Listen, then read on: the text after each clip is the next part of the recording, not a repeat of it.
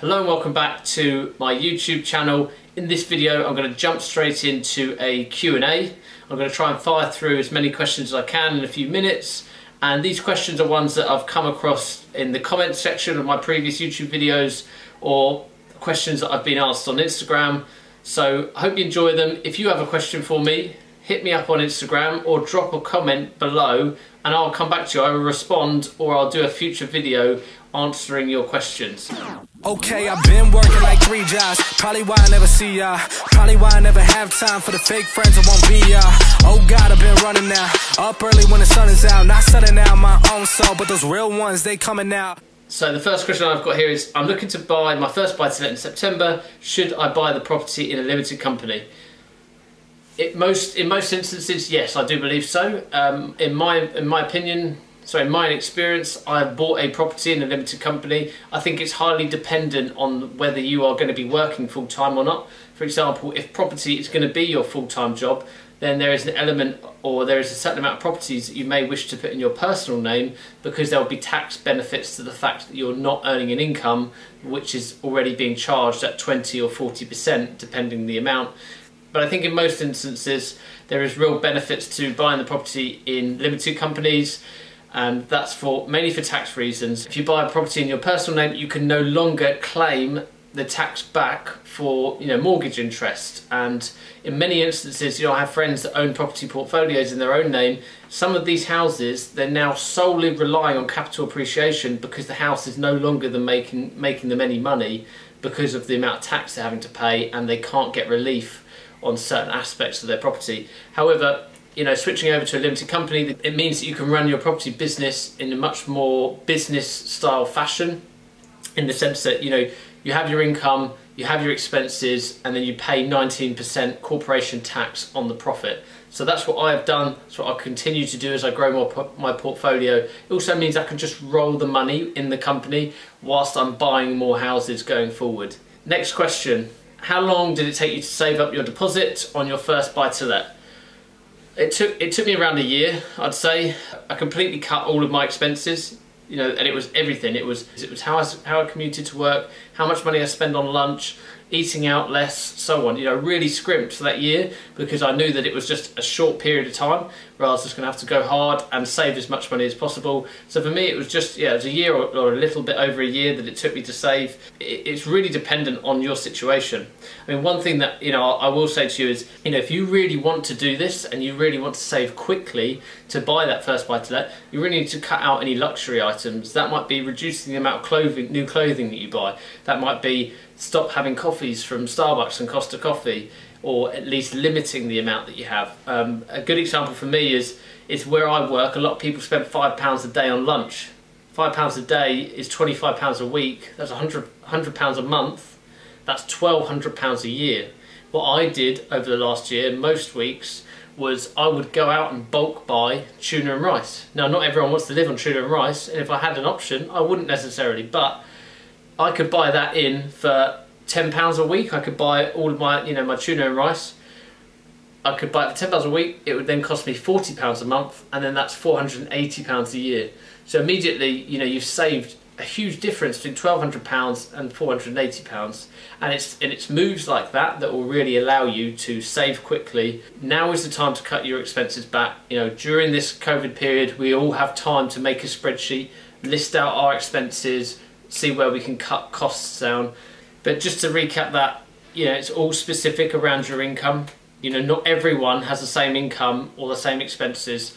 And if you take someone who is 20 years old, they're living at home with their parents and they're single, the opportunity for them to save versus someone who's got 2 children, a wife, and is renting a property, I mean, it's drastically different. I'm not saying or giving any excuses to the second person. I'm just saying it's going to be a lot harder for them to save, and they're going to have to put in a lot more work. But it's, you're inducive to your environment. You have to make sacrifices if you want to save quickly. At the end of the day, there is no rush. If you did want to, instead of saving for 1 year, you spread it over 2 years.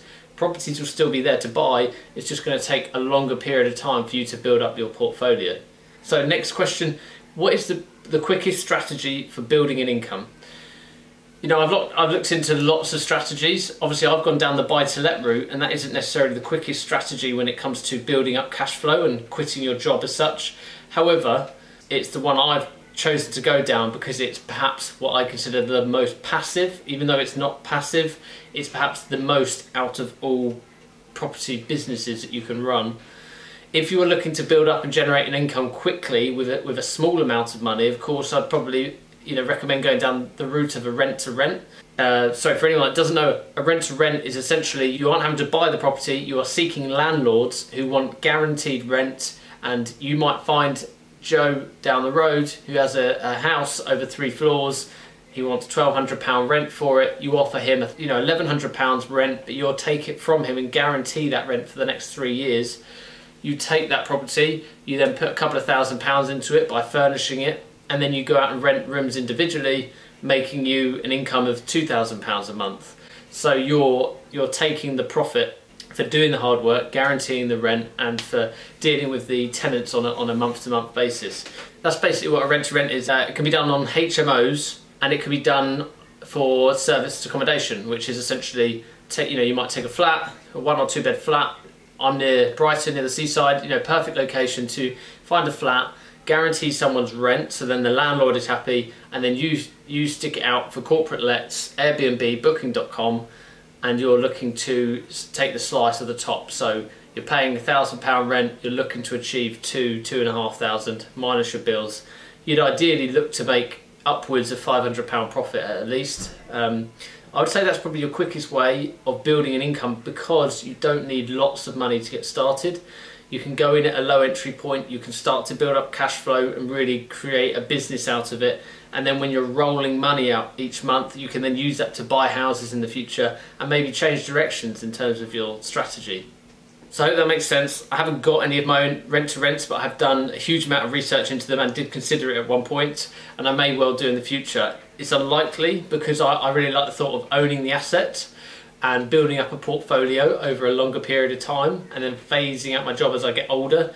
However, you never know, and it might be something that becomes of interest to me again and that I do try. So next question is, why did you invest in Liverpool specifically? I mean, Liverpool was my chosen. For me, it's to do with, there's good rental demand, there's good yields, a decent rental amount in comparison to the purchase price. I often say it, if I took our 1-bed flat down in the South here, which is worth about 200,000, we might get about £800 a month, versus the house I bought in Liverpool, which is £58,000, almost a quarter of the price, and yet it gets £525. So the price ratio to rental income is far greater. I also went up to, travelled up to a few different areas, but Liverpool in particular has all the fundamentals there for a great up-and-coming city, perhaps like Manchester was a few years back.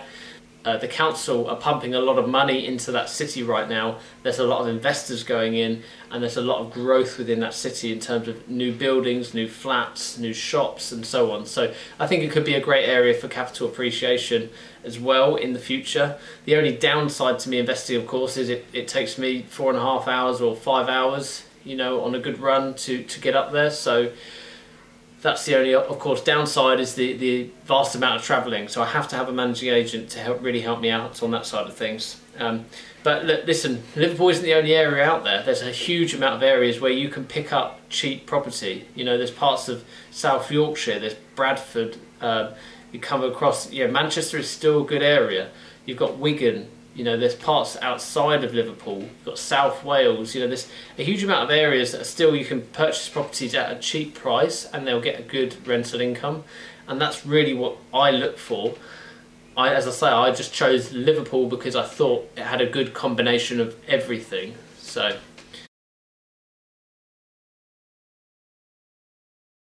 Hey, I've been working like 3 jobs, probably why I never see ya, probably why I never have time for the fake friends I won't be ya. Oh God, I've been running now.